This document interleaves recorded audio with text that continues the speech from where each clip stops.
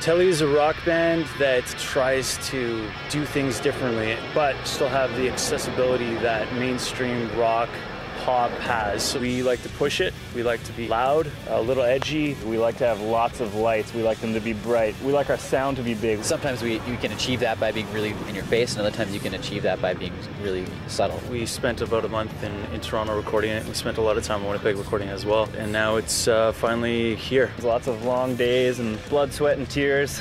Lots of tears. The studio manager was nice enough to give us the keys to the studio, so when he went home we could stay a couple hours later. He kind of forgot to tell us to also eat and sleep, which is why there was a lot of tears. We also spent a lot of time with producers. One was John Paul Peters, who's doing the latest Waking Eyes record and did some Comeback Kid stuff. And also David Bottrell, who recorded Tool and Silverchair and Peter Gabriel, amongst others. When you go into the studio, you have a vision of what it's going to sound like, but once you're actually in the studio, lots of things happen that you don't expect to, and you're trying lots of different things. By the last couple of days, not only are you completely just exhausted, and some of us were actually sick, but we like putting the mix together and going, oh yeah, I remember that part. We recorded that like 3 weeks ago. That was actually pretty good. And then when we got back to Winnipeg, we went through the mix again and we got the mastering back, and that was a whole other story too. You could hear everything, and it just sounded massive. You know, there's that studio magic that everybody talks about, and rock and roll history as well. So. Did you make a hit record?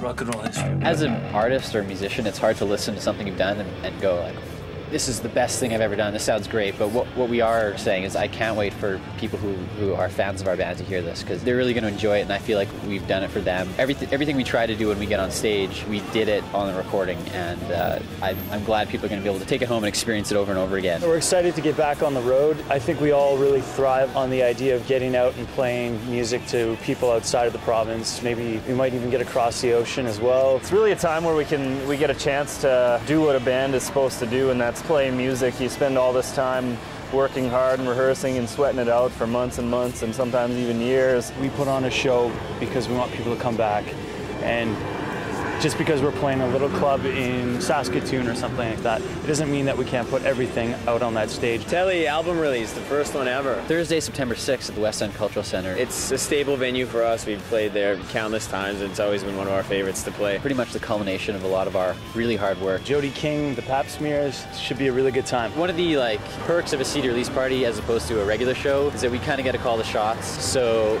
we're gonna take a long time to set up. It's just such a long time. It's I don't know, 12 hours, but everyone's gonna benefit from that because we're gonna hang from the rafters too, right? We're excited. I said that a lot, but I'm really excited. Come on down, it should be a good night of goodness.